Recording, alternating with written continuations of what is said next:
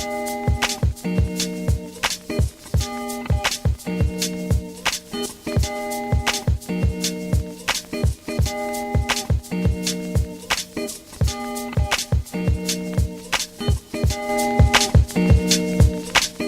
going to talk about Thor Ragnarok. And none of the other guys, they haven't seen it, but I saw it. I saw it last week.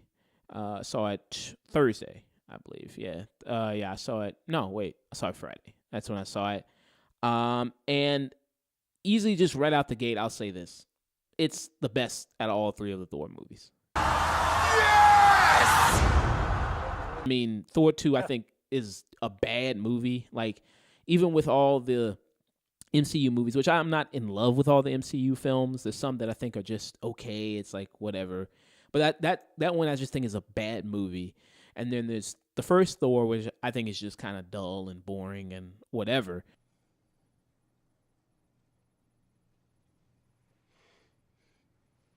What? Director Taika Waititi, who people know him, he was also director of What We Do in the Shadows, which is a very hilarious, funny film.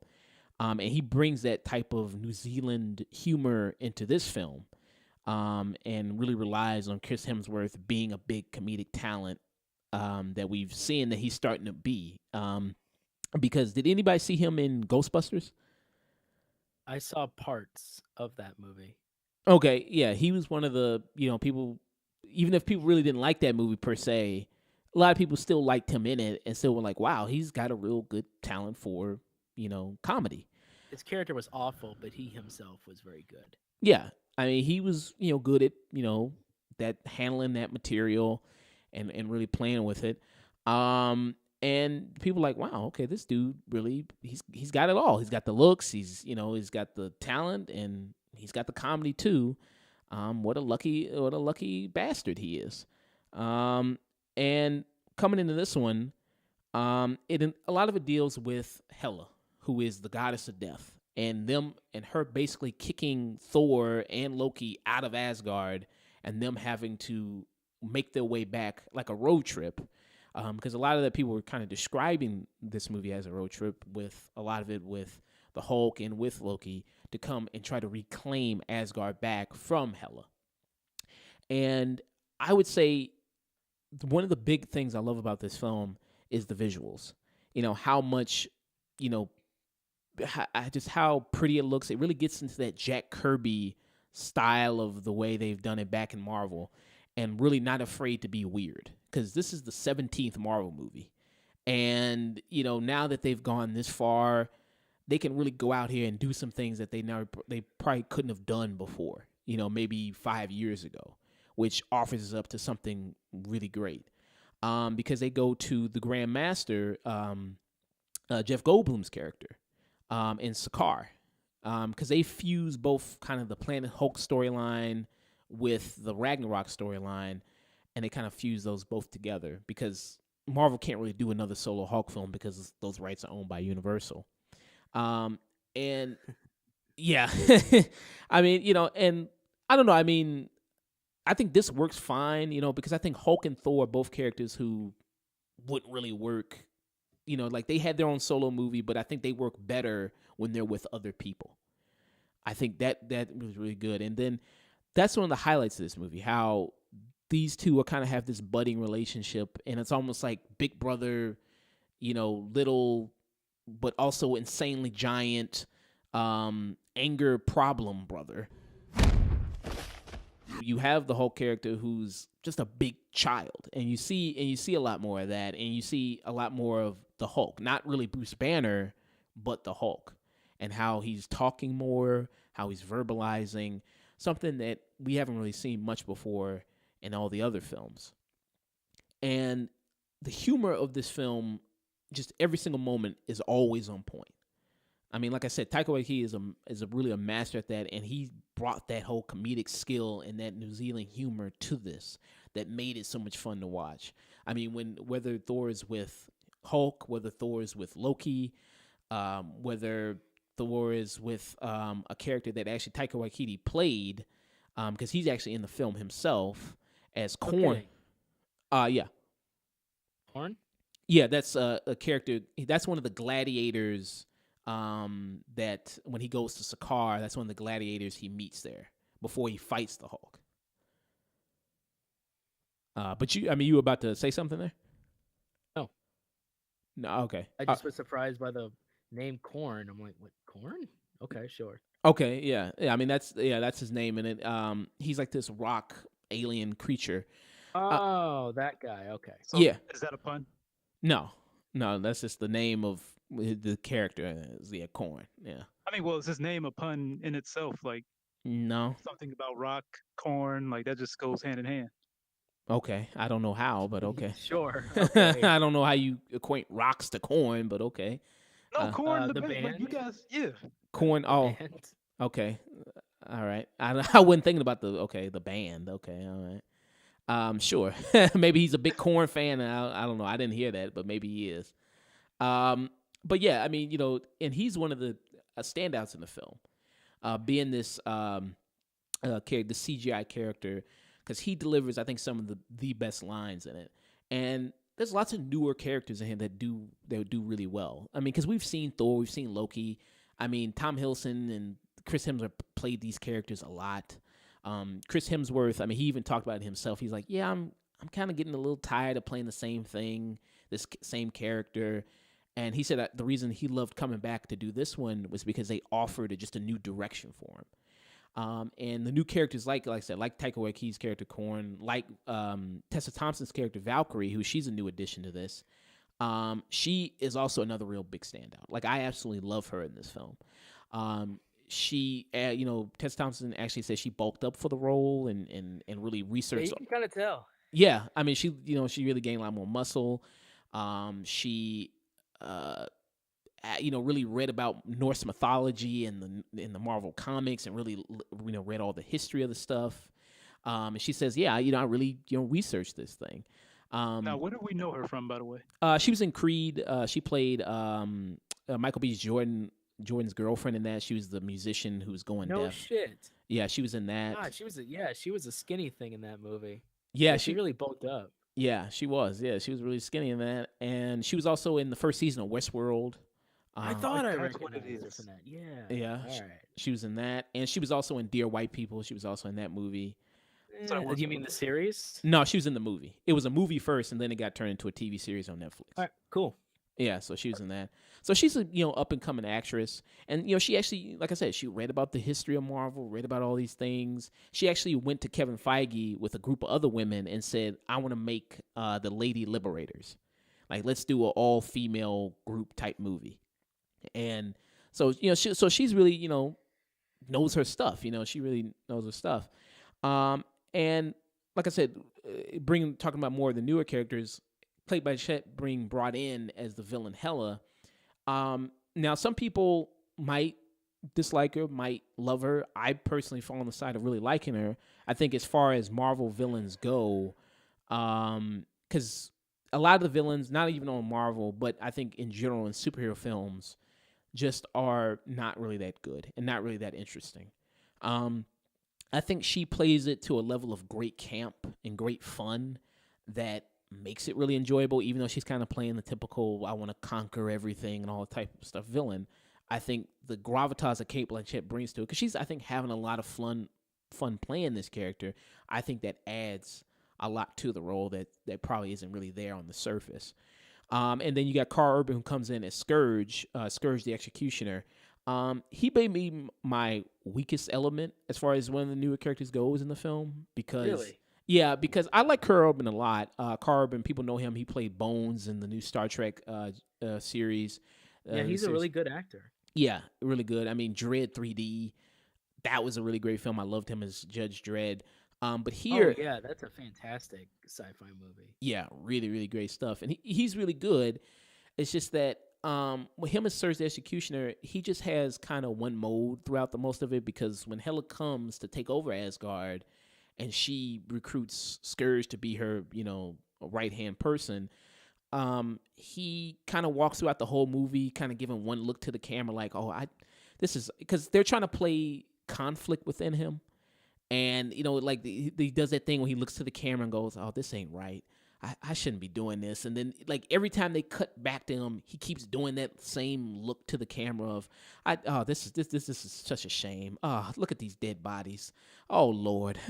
I mean, somebody please help. Like he just kind of gives that same look throughout the whole time. When I see him, it's like it just kind of gets a little repetitive, and it's like, okay, I kind of want you to do a little bit something else. I understand what you're going for. You're going for the conflict within him, and like should he really be doing what he's doing? It's like I get it. I got that after the first two looks. You didn't need to keep Man, doing that. at that point, it kind of seems like, look, man, you're in already. There's no room for confliction anymore. Yeah, I mean, like, and some of the action scenes where she goes, because Hela comes in and she just wrecks shop. I mean, she just destroys everything and blows up everything. I mean, because she is truly powerful. So I have a question, if you don't mind me asking. I Yeah. don't mean to interrupt. I know a little bit about Norse mythology. Mhm. How does that stack up in comparison? Do you know any Norse mythology to compare it to this comic book version? No, I do not. I don't know any like direct Norse mythology. I can compare it. No. So, for all the listeners out there who may be listening, Hela is it varies on who she's the direct daughter. Sometimes most often she's depicted as the daughter of Loki, Right. and she rules over hell. Yes, there is an actual hell, and it's just Hel with one less L. Right. That's the realm that where all the dead go to. So, as a comparison, yeah, she would probably be very powerful. Yeah, and they say like the more she stays on Asgard, the more powerful she becomes. So it's a big challenge for Thor to face her. And a lot of it. I mean, if you think it's one of the problems I have with the movie is this movie's 2 hours and 10 minutes, but you don't really feel that. Like everything just goes so quick and so fast, and it's like let's go, pedal to the metal, and it's like you don't really take time to really kind of breathe a lot in the world. It's like I could have spent maybe 20 more minutes, in this world, a lot more time on Sakaar, with Jeff Goldblum, who's peak Jeff Goldblum, by the way. Like, like he's just doing those Jeff Goldblum isms that we all know him to do. That's just so much fun. Most of the press I've seen about this movie is just IGN poking fun at Jeff Goldblum and Jeff Goldblum being a good sport about it. Yeah, because it's him playing on that perception that we see of Jeff Goldblum, which is fun to see. And it's a lot of fun. So I mean, it's just a lot of that, and it's one of those cases where I wish a movie was just kind of longer. It's like I could have spent some more time in this world because I said visually it's just amazing to see all these different alien creatures and all these different alien things. It's just amazing. And people think it's gonna be like a big buddy film between like the Hulk. I mean, Hulk is in it, like I said, but it's not like maybe some people kind of coming in there with different expectations of it's like he's gonna really be a huge part as far as going through all out the film with him and buddying around. Like I think it switches off between Hulk and Loki, and with the dynamic between Loki and Thor is also a really refreshing element in this film as well because it's like Thor's just finally come to the realization like I'm me and you're you. I mean, you're the god of mischief. Like you're born to fuck me over. Like that's what you're just born to do. Like you're the god of mischief. You know what I mean? Like if you did anything else, it just would be it's like what did the frog say to the scorpion who crossed the It's in my nature. It's in my nature. It's just what I do. And so that's kind of nice, and they get a lot of good jokes out of that and their whole relationship. But yeah, I really enjoyed it. I had a really good time watching it. I'm gonna do a list because I like to make like rearrange the list as far as my favorite MCU films because this is the 17th one, so I like to kind of figure out where this places, and I'll probably do that later on in our next episode and like rank all of them. And see where this one places. But it'll be definitely, I think, high up there because I really had a good time watching it. It's very good. I wouldn't say it's great, but I had a lot of good time watching it. So, yeah, definitely thumbs up and tune in for this. Do you guys have any questions about it or thoughts about it or what? Is it as so it's fun. Does the teaser that we saw way back when, does that kind of relate to the movie itself, or is that just a really good teaser? Like, how does that compare? The teaser.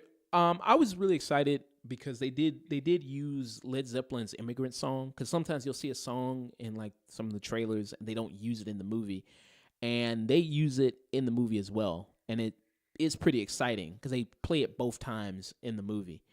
Um, some shots in the trailers, and some of the stuff in the teaser trailers are not in the movie. For instance, there's a scene where Hulk and Valkyrie and Thor and Loki are all standing on the bridge together, and it's like they're about to like all charge at Hela. That's not in the movie. Um, Oh man, the scene where Loki's like he throws up the knives and is catching them. That's not in the movie, but you do see him wear like the Loki helmet and all that type of stuff, which is kind of cool that you do see him wear like all the head garments that you do see him from the comics. So that's pretty cool. if I may say so, I'm kind of sick of that. I really don't like it when they show something in the trailers that isn't in the movie. Mm-hmm. I'd be okay. Like earlier trailers, especially some have been creative, where the entirement of the trailer itself is just a very good concept for the movie, Right. and that it just sums it up. I'm okay with that, but like if you're gonna show most of it being there and then a few like I think the most guilty party I've seen was Rogue One, Mm-hmm. where you're like, oh, and she's gonna be like an inside mirror. No, that whole plot line doesn't even happen.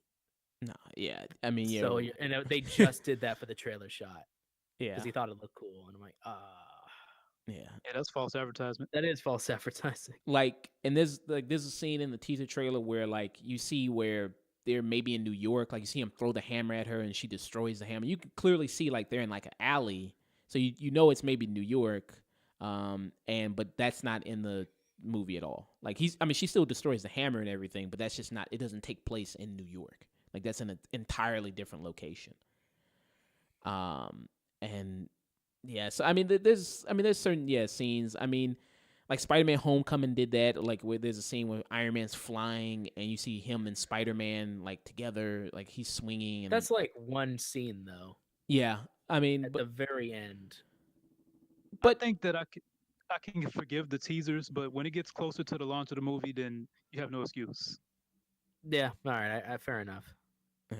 Because I had to think about it. Like certain things change along the way. It's like, Yeah, scenes get cut that you think will be there. So, it's a process. The movies are a long process, but just cutting to the chase. Overall, what would you say about the movie? I would say it's really good. A lot of fun. Tessa Thompson, I'd love to see her. I think she said is coming back for more of these movies. Because she's my favorite new breakout character here. She has a British accent and everything, and she plays like a complete drunk. Like she may even have Jessica Jones beat as far as just being a complete alcoholic. Christ. I mean, Nice. she's like there's a scene where she picks up just a huge bottle of liquor, and she just drinks that shit in 2 seconds. yeah, that wasn't acting. Yeah, I mean, she just picked it up and just drank it all in like 2 seconds. Like she gets drunk real quick, and when you learn of her backstory, I mean, you get why. And there's a gorgeous shot in this movie where, because she's a Valkyrie and she's like riding on a Pegasus, and like she's fighting Hela. What you see in the trailers, it's just this beautiful, gorgeous shot. Like I'd want that shot painted, and I want it framed. It kind of looked like it, and we were talking about last time where like I would be totally fine if they just did a long stretch of that and just sold it as a big print. Yeah, I mean, because that just looked gorgeous. I mean, it just was beautiful. Looked like a mural, just live in action. Yeah, it did. I mean, because I mean, I tell you, it was just something of beauty. I mean, I'd love to have that on my wall or something like that to look up at that. That would be something. And if people are curious about the Hulk Thor fight, that's pretty good. It goes on for a while. If people are curious about that, like it's pretty satisfying. If people are interested in that at all. Yeah. So definitely tune in for this. Hello, thanks for checking out our content. If you liked it, let us know, and if you didn't, let us know that as well. If you want to see more content, we post every Saturday on SoundCloud and YouTube at The Afternoon Tune. You can also find us through various social medias, Twitter, Facebook, Snapchat, Instagram, all one word at The Afternoon Tune. And if you don't deal with any of that social media stuff, you can also find us through our email at theafternoontune@gmail.com. And don't forget to always stay tuned.